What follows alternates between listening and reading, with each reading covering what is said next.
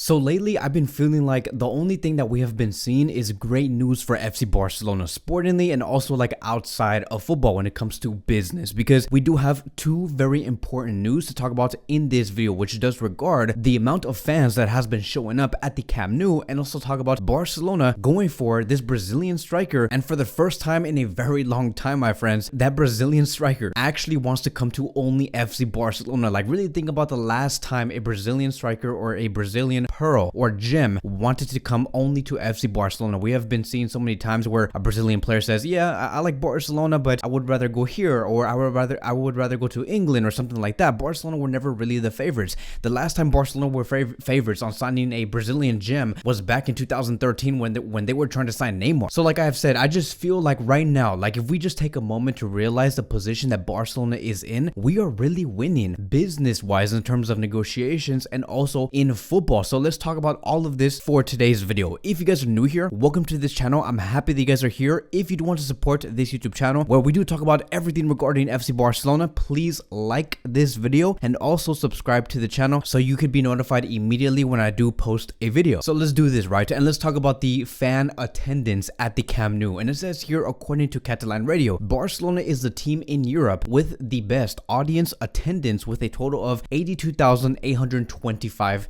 fans. At the Camp Nou, Xavi's Barcelona has attracted the most spectators, surpassing Pep Guardiola's Barcelona and Luis Enrique's Barcelona in terms of the average spectator. So this is very surprising, right? Because again, we have to remember, like when I say we have to remember, I'm talking about like this is us trying to realize where we came from, because we were really in the trenches like back in 2020, 2021, and 2022. But remember, like a year ago today, there were barely like any Barcelona fans attending these games. Like no one wanted to see Barcelona. And I remember like Joan Laporta and all of these other fans were basically like realizing that not many fans are coming back to see Barcelona. It's not the same. Many were saying that maybe it's because of the Messi effect and because he left FC Barcelona and so many of these other reasons. But here's the question now, right? Now, seeing that Barcelona have the best fan attendance, what makes these fans return? Like, why are we seeing all of these people come back to the stadium? That is because this is a club that the people love to see. Not just the Barcelona fans,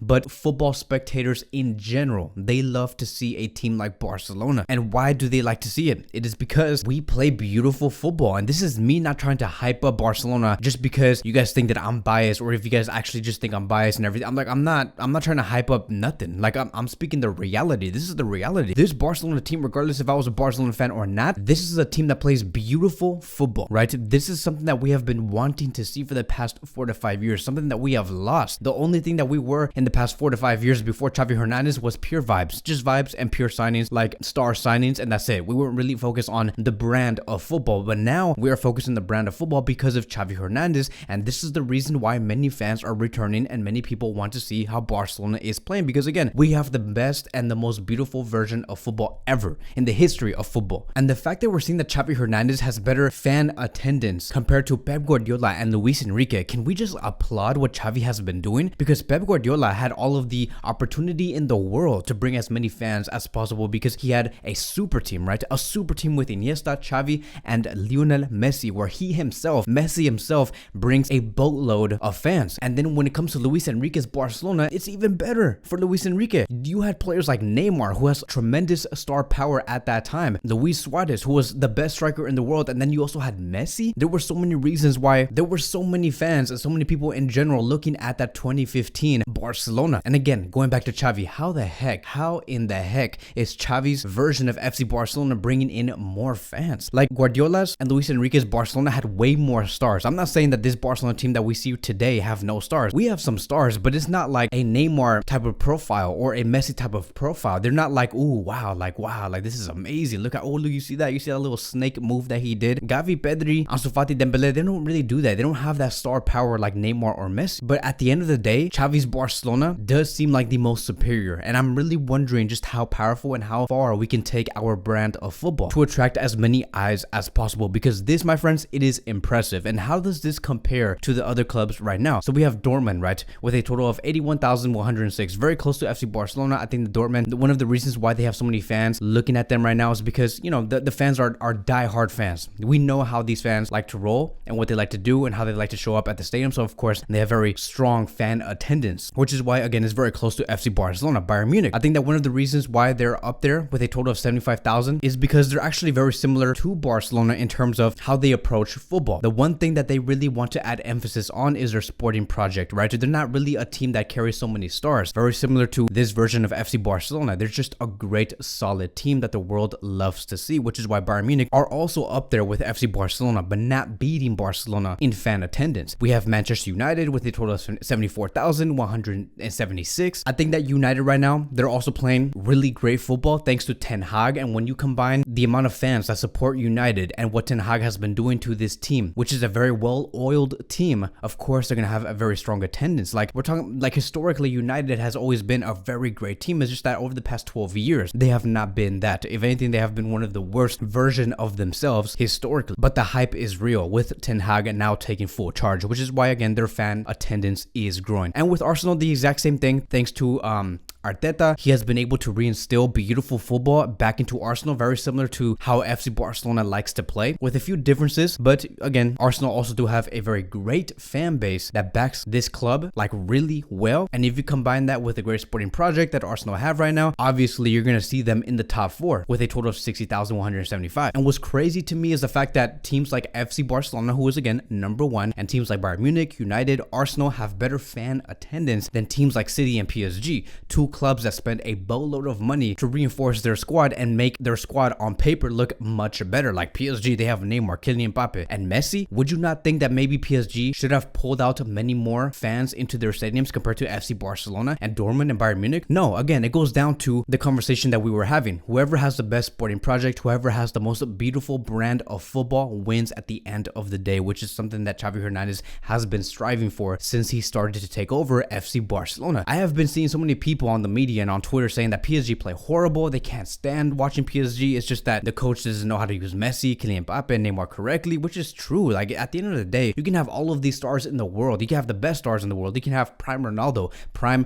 Brazilian Ronaldo, prime Zidane, prime Xavi, prime Messi, prime Maradona in the same team. But if you can't utilize them well and you don't have a great sporting project, you're not going to go anywhere and people are not going to want to see you. So it's crazy, right? So like I could talk about this like for way more, for like 5 to 10 more minutes, but I don't want to make this video too long, so I'm gonna stop there and let me just shut my mouth, right? I don't want to talk too much, and I want to make these videos like short, within a span of like 12 to 13 minutes. I don't want to make it no further than 14 minutes or 15 minutes. So let's go into the next phase of this video and let's talk about Victor Roque, which is the Brazilian player that we have been talking about over the past week. And it says here, according to sources in Brazil, that Barcelona have contacted the club of Roque to begin negotiations. As reported days ago, Barcelona wants Roque to be the backup to Lewandowski and develop under him. Victor Roque's agent and his family and the player himself all want this Barcelona move. There is no bidding war that will be involved because the player is only dedicated to this club. So this is great news. Like I've said, like everything is just so good for FC Barcelona. Like how lucky are we today? And if you guys want to know more on how this player could be included into the front three in about 4 to 5 years, I did make a video already. I'm going to be putting the link down below on the pinned comment, where it is going to be talking about how Yamal, Victor Roque, and Gianluca Prestiani could play together by 2026. So it is a very exciting video, and I hope you guys do enjoy that one. But going back to this video, this is another player that is the future of FC Barcelona, and the fact that this player is prioritizing a move to only this club, it shows us that he is committed. Unlike Enrique, right? Even though we know that Enrique is a great player, we know that he will be one of the best players in the world if everything does go correctly and he's taught well. Maybe in about 6 to 7 years. I'm glad that Barcelona did not go for him and they did not overspend on Enrique, because it did not seem like Enrique was prioritizing a move to FC Barcelona. Enrique would have gone to FC Barcelona and never be committed in the first place, and then maybe later down the road he causes problems in the locker room or whatever. But with Victor Roque, seeing how he does approach his interviews and how he's like a workhorse on the field and knows how to score, this is the perfect player for Barcelona. It has also been said that Barcelona see Victor Roque as another version of Luis Suarez, someone who can take down about 1 to 2 players inside the box with just one move and score the goal. Think about when was the last time we saw a striker like that at the Camp Nou. And I believe that this also does confirm that this player will not be introduced into Barcelona B first, or even join Barcelona B at all. I think that he'll go straight into the first team, because it has also been said that Barcelona are looking for plans on knowing how to fit his wages into into the wage bill for next season, which means that he's not going to be getting a salary that is a B team salary. It's going to be a salary that will be seen as a first team player salary. And the fact that we're also hearing that he's going to be heavily rotated with Lewandowski, again, that just means that he will be a first team player immediately. Will he start? I don't know. Could Xavi Hernández be so seduced and so surprised by Victor Roque to the point where he says, I'm going to replace Lewandowski for this player? I have no idea. Who knows what's going to happen in the summer? But this is so mandatory, guys. It's so important to have another striker behind Lewandowski and to press Lewandowski, because I think that Lewandowski right now, he can perform at a very high level, but we can't use him every game and in every minute. And you can't even talk to me about having Ansu Fati as a striker, because it's just not going to work out. Ansu Fati looks way better on the left wing, and I just don't think that Ansu Fati has the capability to